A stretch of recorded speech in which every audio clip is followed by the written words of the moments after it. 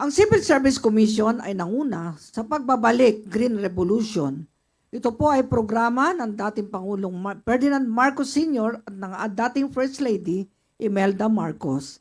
Ang pagtatanim ng puno para iwasan ang mga baha, landslide, at magkaroon ng pagkain ang maralitang Pilipino sa mga bungang aanihin.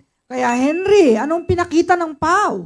Ipinamalas po Chief ng mga naglilingkod sa PAO Central Office ang kanilang pagmamahal sa kalikasan sa pamamagitan ng paglahok sa 2023 CSC Plant Run or Trail Hike. Ayan. Sa pagpapatibay po ng nag-iisang Chief Public Attorney PAO, Chief Persida Acosta, ay nagpadala po siya ng mga participants sa naturang socio-civic activity. Panoorin po natin ito.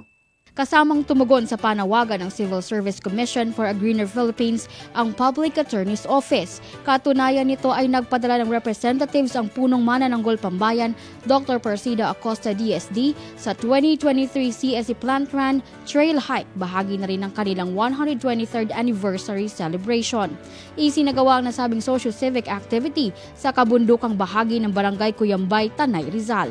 Maputik man ang daan at hindi madaling pag-akyat sa bundok, pero mababanaag sa mga kawani ng PAO ang kanilang kasiyahan.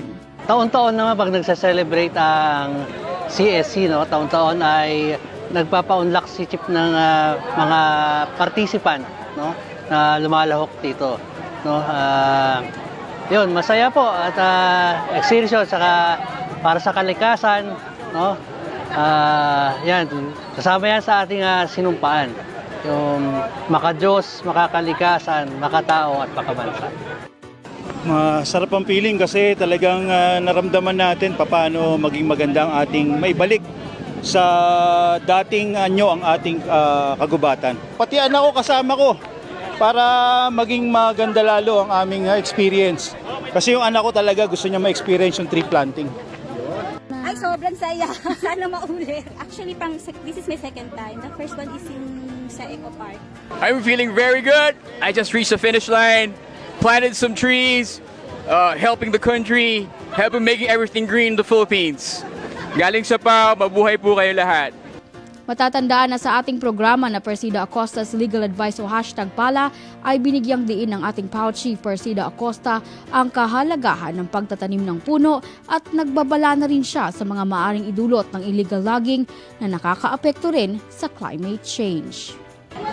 Climate change, no, ang narinig ko sa kanyang advocacy. Kasama rin ito sa kanyang advocacy. Kaya ganoon na lang ang suporta niya sa civil service at sa event na ito. Alam niyo yung pagtatanim ng mga puno ay nagliligtas ng buhay. Maraming lugar po na kinalbo ng kaingin, illegal na pagputol, illegal logging, nagka-landslide.